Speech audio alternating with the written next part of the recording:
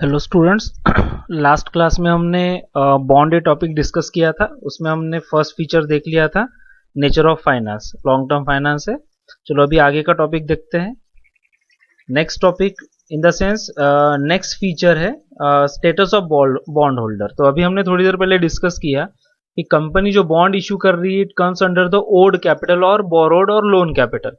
So any person who is going to purchase bonds of the company will be a bondholder for the company, and being it is a loan capital, that means that person is going to provide loans to the company. So his status in the company will be as a creditor. जैसा हमने देखा था ना कि जो debenture holder है वो creditor है कंपनी का, डिपॉजिटर्स है वो कंपनी का क्रेडिटर है, तो उसी तरह बॉन्ड होल्डर भी कंपनी का क्रेडिटर ही है, ठीक है ना.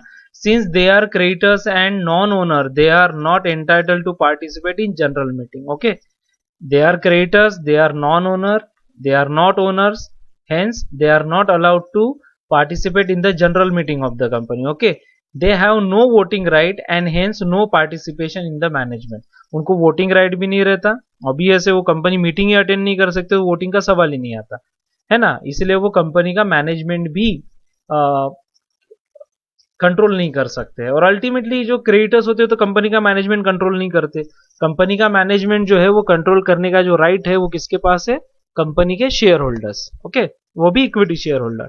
Then return on bond, debenture holder को जैसा इंटरेस्ट मिलता है, डिपॉजिटर्स को जैसा इंटरेस्ट मिलता है, उसी तरह बॉन्ड होल्डर को भी कंपनी इंटरेस्ट प्रोवाइड करती है. It is payable at regular interval और on the maturity of bond. और ऑब्वियस है ये रेगुलर इंटरवल पे या जो भी आप कह सकते कि मैच्योरिटी डेट आएगा उस डेट को भी आप पेमेंट कर सकते हो उसका, है ना.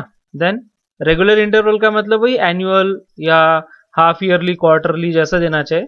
रीपेमेंट, बॉन्ड का जो रीपेमेंट है ये एक पर्टिकुलर डेट के बाद होता है. Okay, bonds have specific maturity date on when the principal amount is repaid. यानी एक पर्टिकुलर डेट है, उस डेट को ये अमाउंट रिटर्न किया जाता है ना. जैसा 5 साल, 10 साल, 15 साल, उसके बाद ये पैसा वापस कर दिया जाता है. ओके, देन यहां पे हमारा बॉन्ड ए टॉपिक कंप्लीट होता है. और अभी हम नेक्स्ट टॉपिक स्टार्ट करेंगे, अमेरिकन डिपॉजिटरी रिसिट और ग्लोबल डिपॉजिटरी रिसिट. अब ये एग्जैक्टली क्या है? देखिए, जरूरी नहीं कि आपको पूरा का पूरा जो कैपिटल है विद इन द कंट्री मिल जाए, है ना. कभी कभी हमें फॉरेन फाइनेंस पे भी डिपेंड रहना पड़ता है. फॉरेन फाइनेंस मतलब समझ में आ रहा है, अदर देन इंडिया, मतलब अपने होम कंट्री के अलावा हम बाहर से भी पैसा इंडिया में ला सकते हैं. इसको हम फॉरेन डायरेक्ट इन्वेस्टमेंट कहते हैं, एफडीआई. तो ये जो एफडीआई है, फॉरेन डायरेक्ट इन्वेस्टमेंट, तो आपको पता है कि there are some restrictions foreign investment के लिए, क्योंकि आज से 200 साल पहले फॉरेन इन्वेस्टर्स इंडिया में आए थे, ईस्ट इंडिया कंपनी, उन्होंने यहाँ पे बिजनेस लाया, बिजनेस किया, और बाद में क्या हुआ आपने हिस्ट्री में पढ़ा हुआ है कि फिर उन्होंने कैसे यहाँ पे अपना बिजनेस एस्टेब्लिश करके यहाँ पे रूलिंग स्टार्ट कर दिया. यहाँ की जो गवर्नमेंट, उस समय पे जो राजा रजवाड़े थे, उनको अपने कंट्रोल में ले लिया और बहुत ज्यादा एक्सप्लॉयटेशन हुआ. तो आफ्टर इंडिपेंडेंस गवर्नमेंट ने बहुत स्ट्रिक्ट रूल बनाए थे कि फॉरेन इन्वेस्टमेंट्स इंडिया में कैसे, अभी भी स्ट्रिक्ट ही है आप बोल सकते हैं. तो फॉरेनर्स को डायरेक्ट ओनरशिप नहीं दी जाती है इंडियन कंपनीज में. उनका फाइनेंस तो लेते हैं हम, लेकिन ओनरशिप डायरेक्टली प्रोवाइड करना थोड़ा सा डेंजरस है. तो उसके लिए सोल्यूशन है एडीआर और जीडीआर. तो बेसिकली ये जो रिसिट्स है, डिपॉजिटरी रिसिट है ना. ये डिपॉजिटरी, ये वर्ड आपने सुना नहीं होगा अभी तक, डिपॉजिटरी, ठीक है.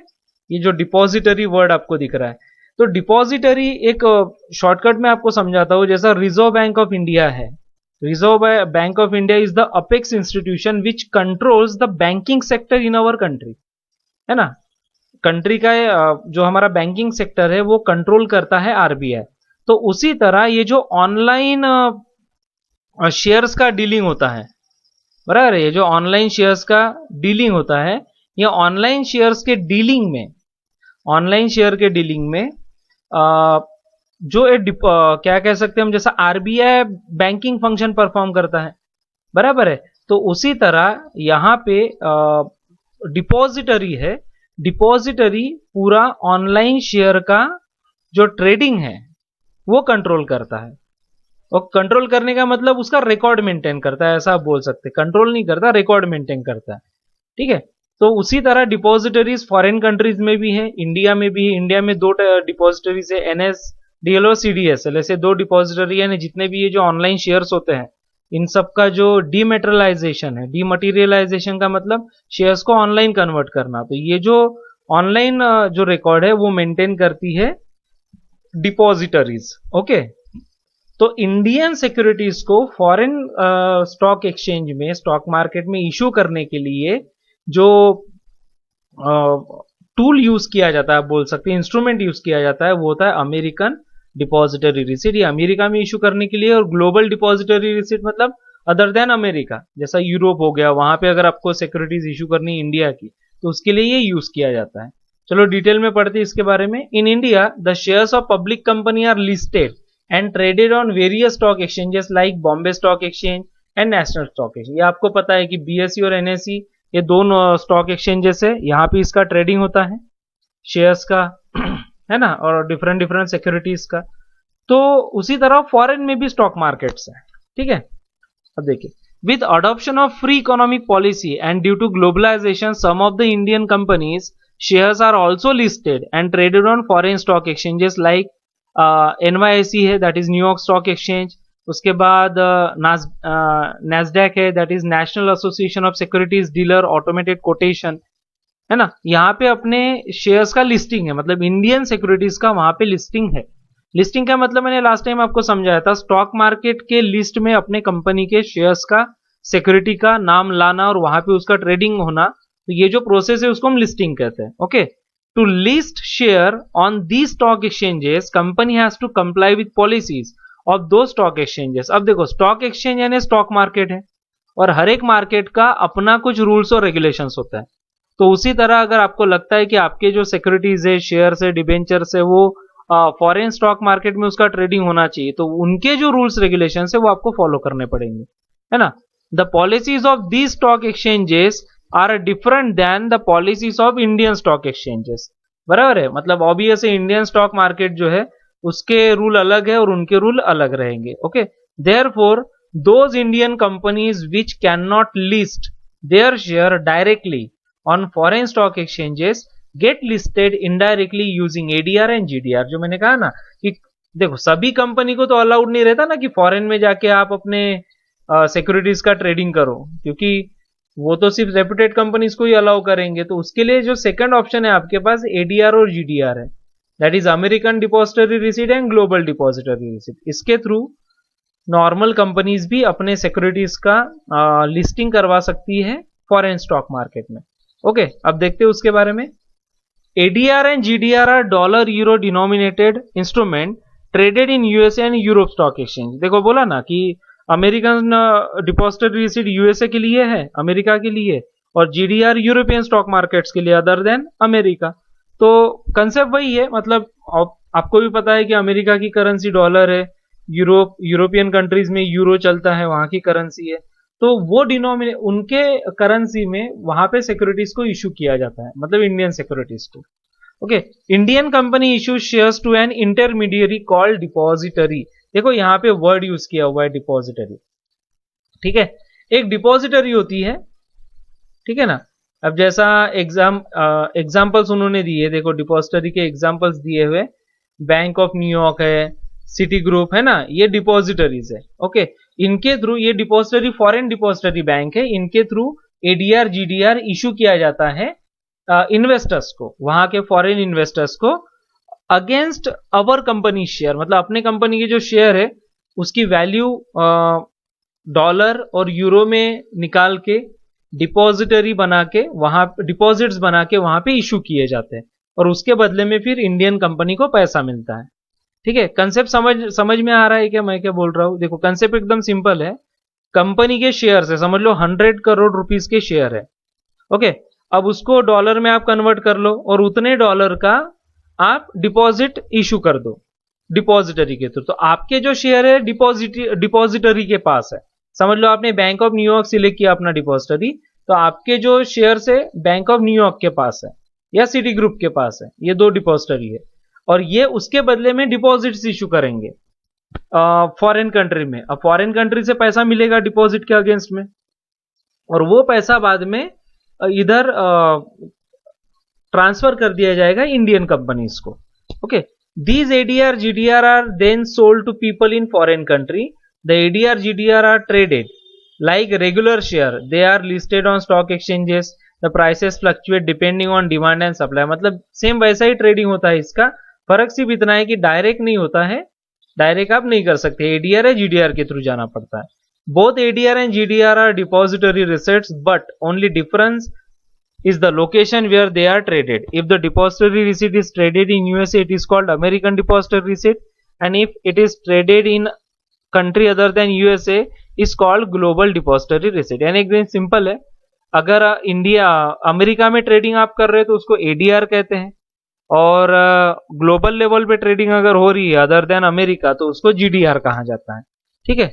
Then non-resident Indians and foreign nationals can invest then money in India by purchasing ADR and GDR. They can buy ADR GDR using their regular equity trading account. Any simple सी बात है, जो NRIs है, that is non-resident Indian who are established in foreign countries in America or European countries, and they want to invest in Indian companies. Okay, but they live and their money is in foreign country. So they have an option by ADR and GDR that they can invest in Indian companies also. Okay. Then the company pays dividend in home currency to the depository bank, and the depository bank converts it into the currency of investors and pays dividend. एकदम simple सी बात है. Home currency में dividend दिया जाता है, और फिर बाद में क्या होता है कि ये जो होम करेंसी का डिविडेंड है, कंपनी जो डिपॉजिटरी है, डिपॉजिटरी उसको फॉरेन करेंसी में कन्वर्ट करके फॉरेन कंट्री में उसको पेड कर देती है. ठीक है. यानी आप समझ लीजिए कि एक डिपॉजिटरी है जो मीडिएटर है with in foreign stock market and Indian company. Okay, depository Indian company से शेयर खरीदेंगी इन द सेंस ले लेंगी, और उसको फॉरेन कंट्री में उनके करेंसी में ADR या GDR के नाम से इशू करेंगी. ओके, और फॉरेनर्स उसमें इन्वेस्ट करेंगे, फिर वो पैसा कंपनी को मिलेगा, कंपनी उसके बदले में डिविडेंड डिक्लेयर करेंगी, और बाद में ये डिविडेंड ADR GDR होल्डर्स को डिपॉजिटरी पेड करेगा. यानी जैसा इंडियन स्टॉक मार्केट में हो रहा है वैसा ये सिर्फ ये जो हो रहा है ये फॉरेन में हो रहा है, बस इतना ही डिफरेंस है. ठीक है. देन नेक्स्ट टॉपिक है अपना, इसके बारे में दिया हुआ अभी थोड़ा सा ADR GDR के बारे में. देखो, the exchanges on which GDR is traded are as follows. Exchanges यानी अब ये फॉरेन स्टॉक मार्केट्स हो गए. ठीक है. अब उसके बारे में देखते हैं. लंदन स्टॉक एक्सचेंज यूके का है. Then Luxembourg stock exchange, Nasdaq Dubai का है, बराबर है. Singapore stock exchange, Hong Kong stock exchange. ये जो स्टॉक एक्सचेंजेस है यहाँ पे GDR ग्लोबल डिपॉजिटरी रिसीट का ट्रेडिंग होता है. ठीक है ना. यहाँ पे NYSE का नाम नहीं आया क्योंकि NYSE ADR के लिए. न्यूयॉर्क स्टॉक एक्सचेंज अमेरिका का हो गया, तो वहां पे अमेरिकन डिपॉजिटरी रिसीट का ट्रेडिंग होगा, है ना. और GDR यानी ग्लोबल डिपॉजिटरी रिसीट, तो यहाँ पे अदर देन अमेरिका यहाँ पे ट्रेडिंग होता है. ठीक है. तो ये हमने देखा अभी ADR और GDR. उसके बाद है कमर्शियल बैंक. आप ध्यान दीजिए हम क्या पढ़ रहे हैं अभी. ये 2.2.5 है. 2 मीन सेकेंड लेसन, उसका second topic that is owned capital, borrowed capital. उसमें हमने 1 देखा था डिबेंचर, 2 हमने देखा बॉन्ड, बॉन्ड. फिर थर्ड हमने देखा डिपॉजिट्स, और फोर्थ हमने देखा ADR और GDR, और फिफ्थ अभी हम देख रहे कमर्शियल बैंक. तो ये एग्जैक्टली क्या है कमर्शियल बैंक. हम जो टॉपिक पढ़ रहे हैं वो है finance, loan from external sources, और उसमें हम देख रहे हैं अभी कमर्शियल बैंक, यानी कमर्शियल बैंक से हम यहाँ पे लोन ले रहे हैं, है ना. तो डिफरेंट फॉर्मेट है लोन के, वही अभी हम यहाँ पे देखना है. देखो, there are number of sources of financing short and medium term business requirement. अब देखो, जैसे जैसे नीड है, शॉर्ट टर्म नीड है तो शॉर्ट टर्म फाइनेंस अवेलेबल है, मीडियम टर्म नीड है तो मीडियम टर्म फाइनेंस अवेलेबल है ना, और लॉन्ग टर्म नीड है तो लॉन्ग टर्म फाइनेंस भी अवेलेबल है. Okay. Among these, commercial bank constitute the most predominant source. Commercial bank play significant role in corporate financing in India. Commercial bank, by introducing variety of deposit scheme tailored to individual depositors' need, है ना. MOP use saving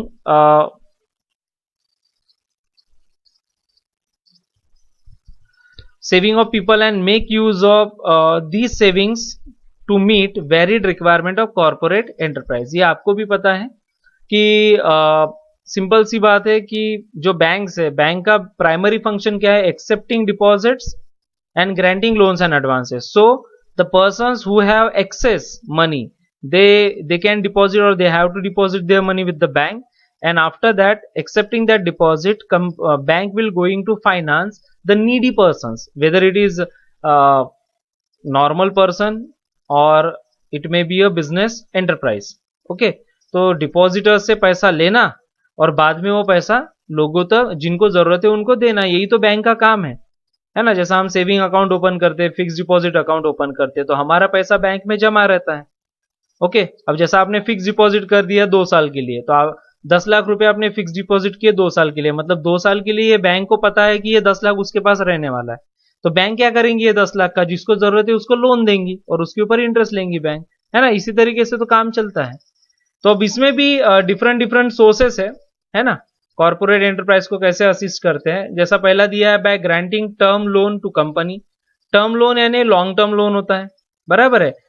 bye subscribing to shares and debentures of company. अब जैसा company के shares है, debentures है, वो bank directly purchase कर लेती है, ये भी एक तरीका होता है।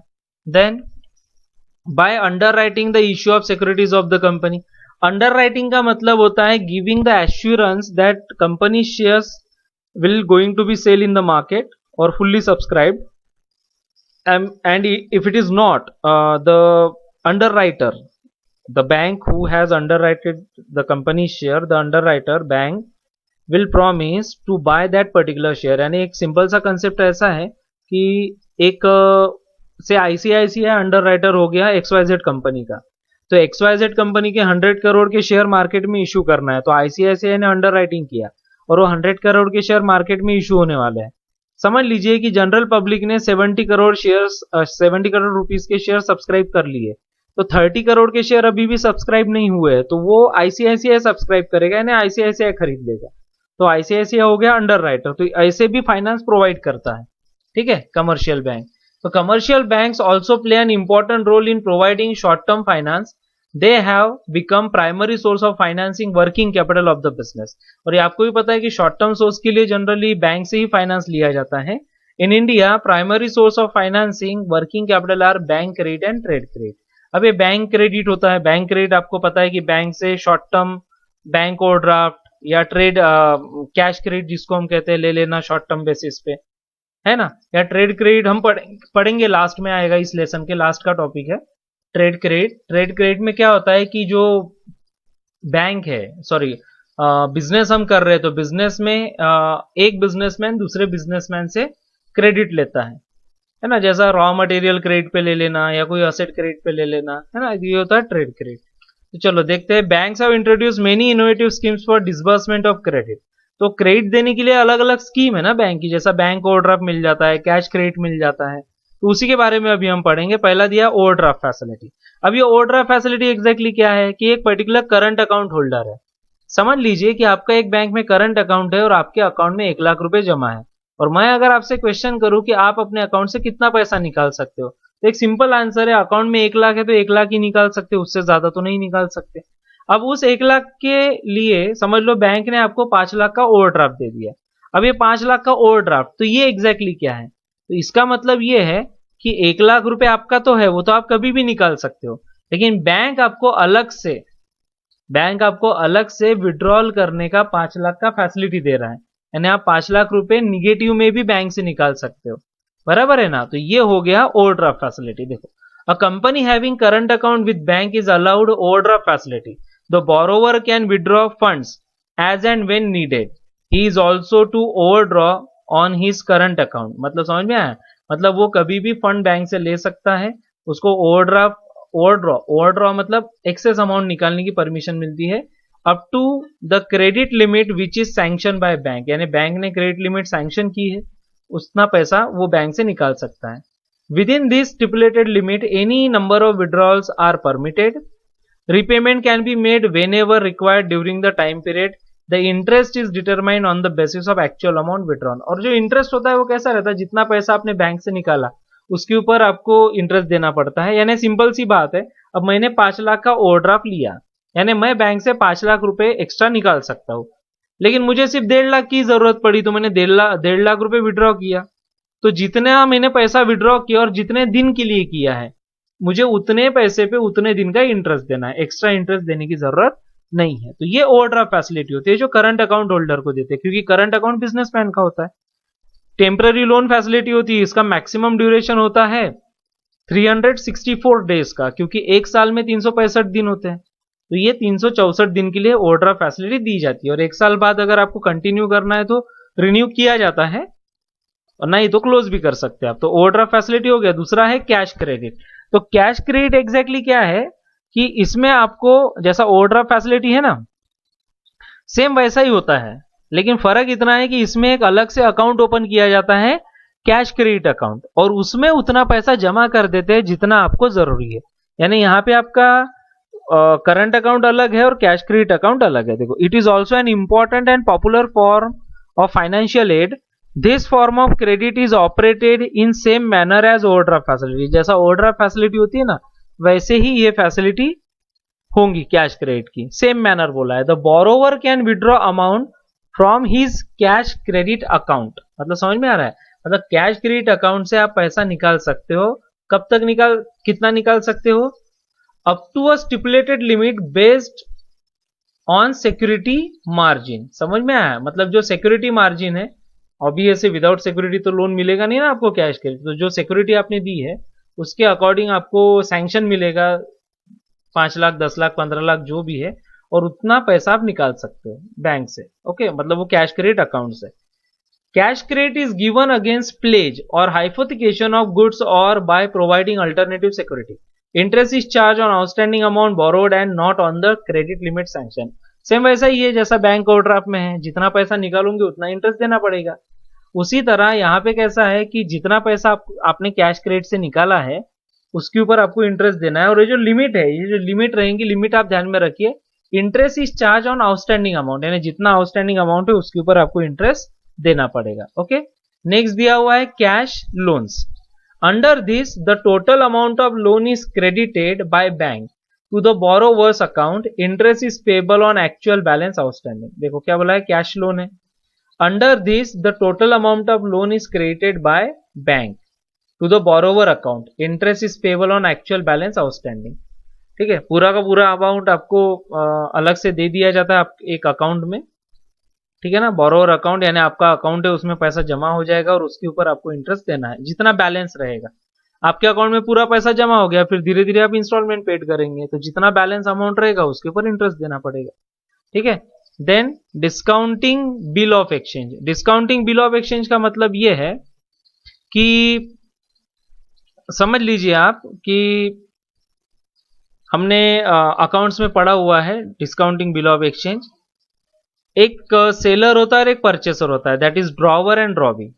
ओके, हम उसको ड्रॉवर ड्रॉवी कहते हैं। एक पर्सन है जिसने गुड्स सेल किए, अब जिनका बिल ऑफ एक्सचेंज लेसन हुआ है उन लोगों को पता ही एग्जैक्टली क्या होता है। तो इसमें क्या है कि एक पर्सन गुड्स सेल कर रहा है और दूसरा पर्सन गुड्स परचेस कर रहा है, बराबर है। अब परचेस जिसने किया वो प्रॉमिस करेगा पैसा देने का, बराबर है, वो प्रॉमिस कर रहा है पैसा देने का। किसको देने वाला है? जिसने सेल किया, बराबर है, जिसने गुड सेल किया उसको पैसा देना है, बराबर है, जिसने गुड सेल किया उसको पैसा देना है। तो ये जो प्रॉमिस है, ये प्रॉमिस आप लिख के देते हो स्टैम्प पेपर पे, उसको हम कहते हैं बिल। और वो बिल का एक वैल्यू है, बैंक में जाके उसको डिस्काउंट किया जा सकता है। समझ लीजिए आपको 10 लाख का बिल मिला है, तो वो बिल लेके आप बैंक में जाएंगे, उसको डिस्काउंट करेंगे तो 10 लाख के बदले में आपको कुछ पैसा मिलेगा। तो वो हो गया डिस्काउंटिंग ऑफ बिल, यानी ये भी एक अच्छा source of short term finance है। देखो, the drawer of the bill that is seller can receive money from drawee और ड्यू डेट और आफ्टर द ड्यू डेट, यानी ड्यू डेट को या उसके बाद आपको पैसा मिल ही जाएगा उसका। Drawer can receive money before due date by discounting the bill with the bank, यानी समझ लीजिए एक पर्सन आपको प्रॉमिस कर रहा है कि वो 4 महीने बाद पैसा देगा, लेकिन 4 महीने बाद जो पैसा आपको मिलने वाला है उसको तो टाइम लगेगा ना, तो आपको पैसा अभी चाहिए, तो आपने क्या किया, बिल को डिस्काउंट कर लिया, तो आपको तुरंत पैसा मिल जाएगा, लेकिन बैंक उसमें से कुछ कमीशन काट लेगा। This is nothing but selling the bill to the bank. यानी एक तरीके से आप बैंक को अपना बिल बेच रहे हो और बैंक बाद में वो ड्रॉवी से पैसा ले लेगा। The bank gives money to drawer less than the face value of the bill, thus bill of exchange or trade bills, they are accepted by bank cash and cash is advance against them. समझ में आया? मतलब 10 लाख का bill है, आप 10 लाख का bill bank में लेके जाओ, बैंक उसको डिस्काउंट करेगा और आपको पैसा दे देगा। बराबर है? तो ये हो गया डिस्काउंटिंग ऑफ बिल। उसके बाद है फाइनेंशियल इंस्टीट्यूशंस। आप समझ लीजिए they are like bank but they are not banks. Okay, there are certain institutions which doesn't perform normal banking functions but they provide loans, grant loans and advances. They may or may not have accept deposits but they provide loans and advances. Okay, देखिए, first industrial policy was declared in 1948 for rapid industrial development in the country. The central government and state government have established special financial institutions for providing industrial finance. These institutions provide medium and long term finance. The assistance of these institutions has become important for new company as well as going concern.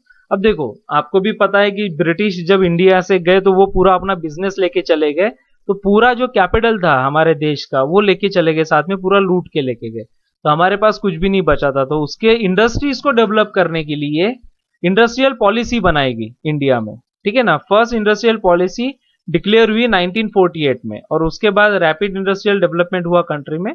और central और state government ने बहुत सारे institutions बनाए हैं जो finance provide करते हैं, जैसा आईडीबीआई है, that is industrial development bank of India, industries को डेवलप करने के लिए दिया जाता है फाइनेंस। एचडीएफसी है ना, housing development finance corporation. Finance corporation मतलब जो क्या प्रोवाइड करता है, घर बनाने के लिए लोन, हाउसिंग के लिए लोन प्रोवाइड करता है। तो ऐसे बहुत सारे क्या कह सकते हैं हम उसको, फाइनेंशियल इंस्टीट्यूशन है। ठीक है ना? अब देखिए हम उसके बारे में देखते हैं। Financial institutions are classified into 4 categories as follow. देखो यहाँ पे 4 कैटेगरीज है फाइनेंशियल इंस्टीट्यूशंस इन इंडिया। पहला है डेवलपमेंट बैंक, उसमें आईडीबीआई, आईएफसीआई, आईसीआईसीआई, एसआईडीबीआई, आईआरबीआई ये आएगा। ठीक है ना? नेक्स्ट पेज पे इसके बारे में डिटेल में दिया, डिटेल इन द सेंस ये लॉन्ग फॉर्म दिया हुआ है। ठीक है? डेवलपमेंट बैंक ये डेवलपमेंट के लिए बनाई गई है। ठीक है ना? जैसा आईडीबीआई है, industrial development bank of India. Then financial institutions है, आरसीटीसी है, टीडीआईसीआई है, टीएफसीआई है ना। उसके बाद है इन्वेस्टमेंट इंस्टीट्यूशंस, इन्वेस्टमेंट प्रोवाइड करते हैं, एलआईसी है, यूटीआई, जीआईसी। एलआईसी तो पता ही है आपको, life insurance corporation, United trust of India, UTI, GIC general insurance corporation है ना। ये इंश्योरेंस सेक्टर में काम करते हैं और इनके पास जो भी पैसा आता है वो फिर बिजनेस डेवलपमेंट के काम में लोन एज अ प्रोवाइड करते हैं। उसके बाद दिया हुआ है स्टेट लेवल इंस्टीट्यूशन है। ठीक है ना? तो अलग अलग यहाँ पे इंस्टीट्यूशंस है। ओके, एसएफसी है, देखो यहाँ पे दिया हुआ है एसएफसी, एसआईडीसी है ना। अब उसके डिटेल में यहाँ पे दिया है, देखो डेवलपमेंट बैंक के लॉन्ग फॉर्म आपको दिए हैं, सिर्फ आपको ये पढ़ना है, उसमें समझने वाला उतना कुछ है नहीं। ठीक है? ओके, अब ये फाइनेंस नाम ही दिए ना, नाम में क्या है, अभी डिटेल में तो इसके बारे में पढ़ना नहीं है, तो आप सिर्फ नाम ध्यान में रखिएगा कि ये सब फाइनेंशियल इंस्टीट्यूशंस है। हाँ, अब ये जो कैसे फाइनेंस प्रोवाइड करते हैं, तो वही उन्होंने यहाँ पे दिया है। Above mention institutions provide financial assistance in the following forms. पहला दिया है to provide term lending facility. To provide term lending facility का मतलब क्या? टर्म लेंडिंग यानी लॉन्ग टर्म लेंडिंग फैसिलिटी, यानी लॉन्ग टर्म लोन प्रोवाइड करती है। Then to subscribe to shares and debentures, यानी जो फाइनेंशियल इंस्टीट्यूशंस है ये डायरेक्ट कंपनी के शेयर्स और डिवेंचर सब्सक्राइब करेंगे यानी खरीद लेंगे। ठीक है ना? उसके बाद दिया है to underwrite the issue of securities. To underwrite the issue of securities का मतलब ये है, अभी थोड़ी देर पहले हम आपको बता रहा था, यानी ये क्या करेंगे, आपके शेयर्स और सिक्योरिटीज मार्केट में बेचेंगे यानी सेल करके देंगे, और जो सेल नहीं हो पाएगा ये खुद खरीद लेंगे। देन लेंड मनी, पैसा उधार देना। Guarantee term loans raise by company, यानी कंपनी जो लोन लेती है टर्म लोन उसकी गारंटी प्रोवाइड करना। तो ऐसे डिफरेंट तरीके से ये फाइनेंस प्रोवाइड करते हैं आपको। अब इसके बारे में बहुत ज्यादा मतलब एक्सप्लेन नहीं कर पाऊंगा क्योंकि ये थोड़ा डिटेल में एक्सप्लेन करना पड़ेगा और आपके सिलेबस में उतना है नहीं। सिर्फ आप इतना समझ लीजिए कि फाइनेंशियल इंस्टीट्यूशंस है, ये आपको फाइनेंस प्रोवाइड करता है, बस इतना है। और वो जो तरीके हैं फाइनेंस प्रोवाइड करने के इसमें दिए हुए हैं, ठीक है। और लास्ट टॉपिक हमारा जो है अभी वो है ट्रेड क्रेडिट। तो ट्रेड क्रेडिट एग्जैक्टली क्या है? दो अलग अलग बिजनेसमैन है, एक दूसरे के साथ बिजनेस कर रहे हैं, तो एक बिजनेसमैन दूसरे बिजनेसमैन से क्रेडिट पे चीजें खरीदता है, इसी को हम कहते हैं ट्रेड क्रेडिट। ये भी एक तरीके का सोर्स ऑफ फाइनेंस है। यानी आप समझ लीजिए कि एक पर्टिकुलर पर्सन से आपको रॉ मटेरियल परचेस करना है। जब आपको रॉ मटेरियल खरीदना है समझ लो 1 करोड़ का, तो उसको 1 करोड़ अभी देना पड़ेगा। लेकिन अगर उसने आपको क्रेडिट दे दिया तो इसका मतलब ये हुआ कि 1 करोड़ आपको अभी नहीं देना है, वो 1 करोड़ आपको कब देना है?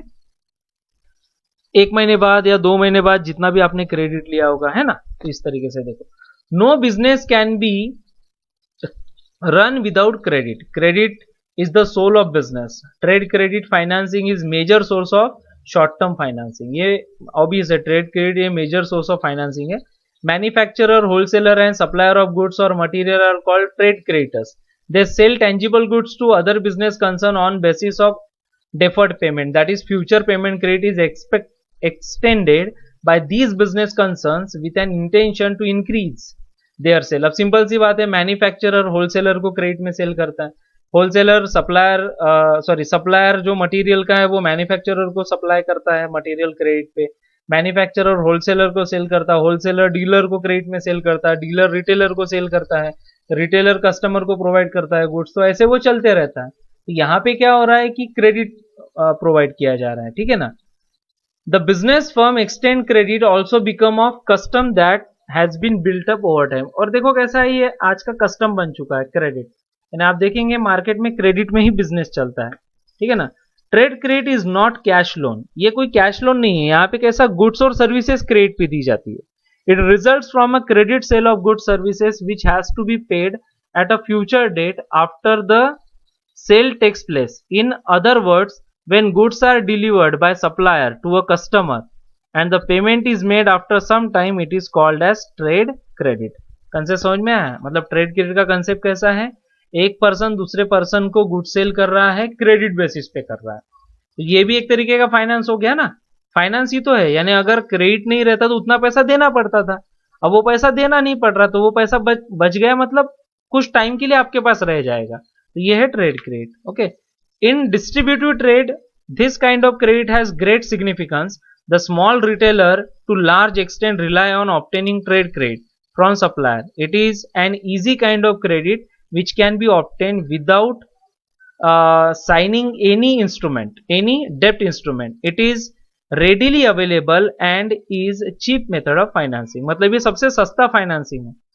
और किसी को आपको पैसा भी नहीं देना है, क्रेडिट है ना, पैसा नहीं देना मतलब इंटरेस्ट वगैरह नहीं देना है। आपने क्रेडिट लिया, क्रेडिट पे आपको मिल गया वो प्रोडक्ट, जो भी 1-1.5 महीने में पैसा देना है उसके बाद देना है, मतलब फिलहाल तो अभी पैसा देना नहीं है। तो ये भी एक तरीके का सोर्स ऑफ फाइनेंस है हमारे लिए, ठीक है। Supplier sell goods and willingly allow 30 days और more for bill to be paid. They even offer discount if bills are clear within a short period such as 10 day, 15 day etcetera. The terms of trade credit are not rigid. और देखो ये आपको ही पता है कि generally supplier 30 दिन का, 20 दिन का, 25 दिन का क्रेडिट प्रोवाइड करते हैं, और उसमें भी अगर आप उसके पहले पेमेंट करते हो तो कैश डिस्काउंट भी अवेलेबल कर दिया जाता है। तो हम ये कह सकते हैं कि ट्रेड क्रेडिट ये सबसे इजी सोर्स ऑफ फाइनेंस है, क्योंकि इसमें कुछ डॉक्यूमेंट्री एविडेंस नहीं है। Evidence in the sense documentary procedure नहीं है कि आपको कुछ हाइपोथिकेट करना है ना। एक पर्सन दूसरे पर्सन को, एक बिजनेसमैन दूसरे बिजनेसमैन को क्रेडिट अवेलेबल करके दे रहा है। तो ये थे different borrowed source of finance, और यहाँ पे हमारा एसपी का सेकेंड लेसन कंप्लीट होता है, ठीक है। आप अच्छे से 1-2 बार ये वीडियोस देखिएगा, तब आपको अच्छे से समझ में आएगा, और जब हमारा क्लास शुरू होगा तब मैं फिर से ये रिपीट आपको पढ़ाने वाला हूँ, है ना। चलो अभी नेक्स्ट लेसन हम ओसी का पढ़ेंगे।